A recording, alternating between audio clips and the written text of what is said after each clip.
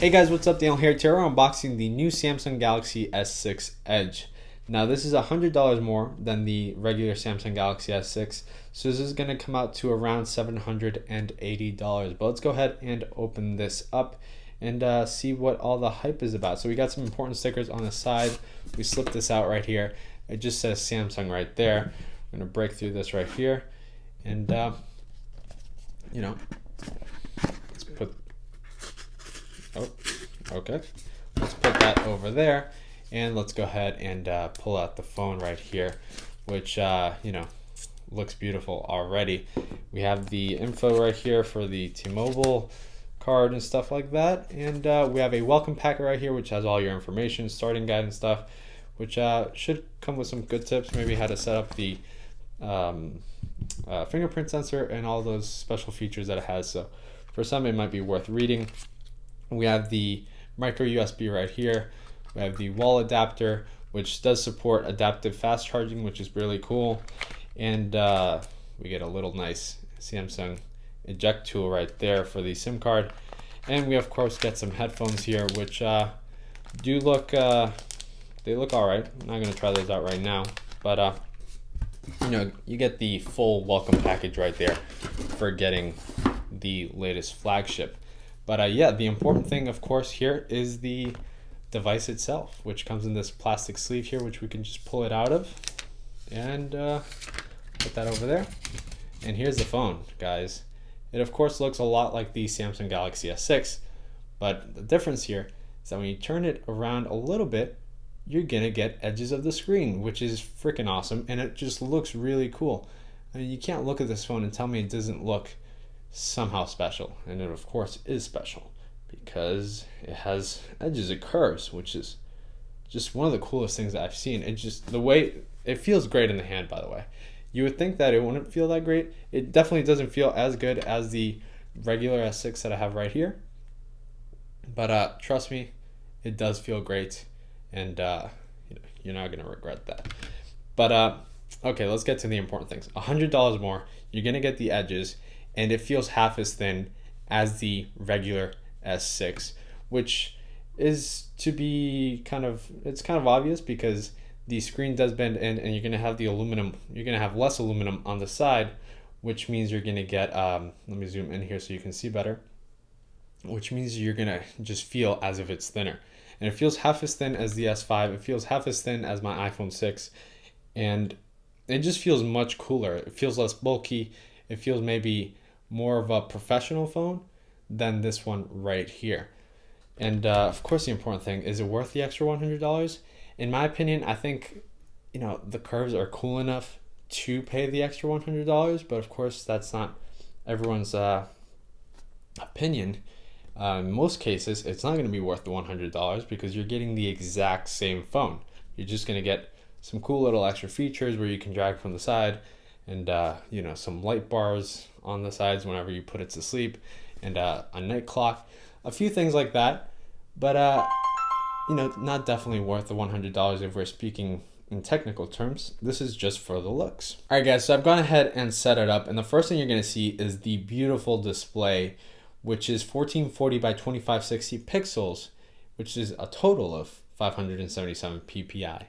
Just like the Samsung Galaxy S6. You're getting the exact same specs pretty much. And you got the Gorilla Glass 4 on the back, you got the Gorilla Glass 4 on the front. It's very reminiscent, as some have said, of the iPhone 4 and 4S because of the glass back. I always liked the glass back, I never had a problem with it. I actually thought it scratched less than the full aluminum back, but that's just my personal opinion. And it actually looks really good on this. One thing to note here is that it's not a kind of full black. This actually looks blue in some cases when you reflect it in certain points, in certain lights. I don't know why, but this is kind of like a really dark blue / black type of color. Just keep that in mind. We do have the flash right here. We have the 16 megapixel camera right here. We have the logo for the S6 Edge right there.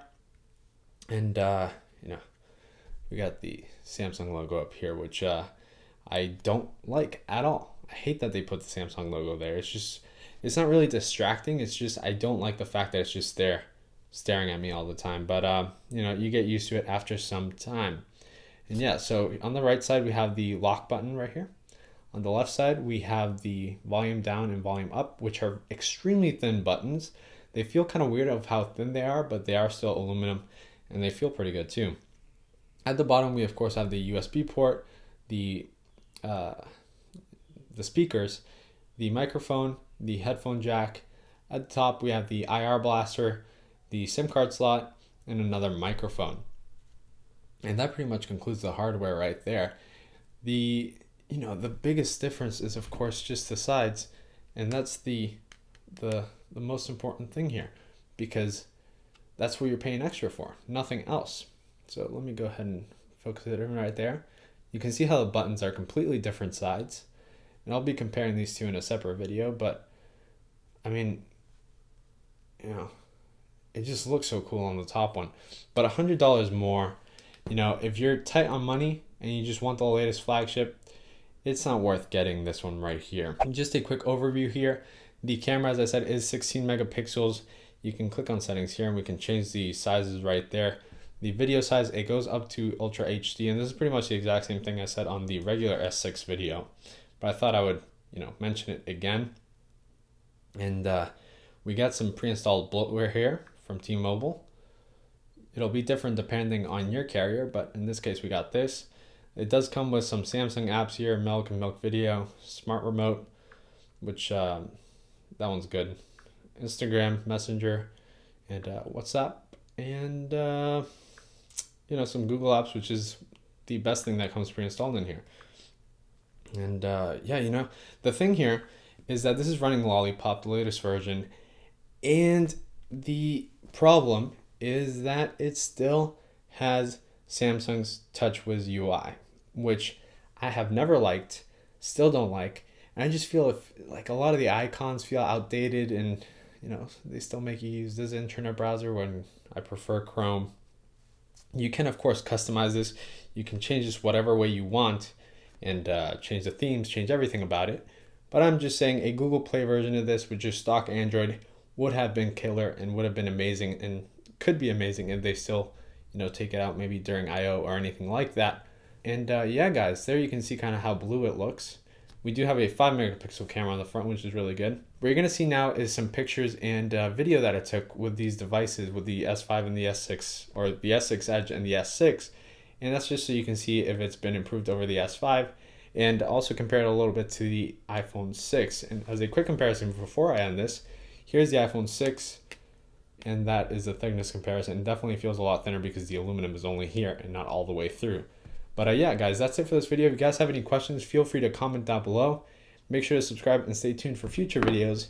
And as always, I will catch you guys in the next one. Goodbye.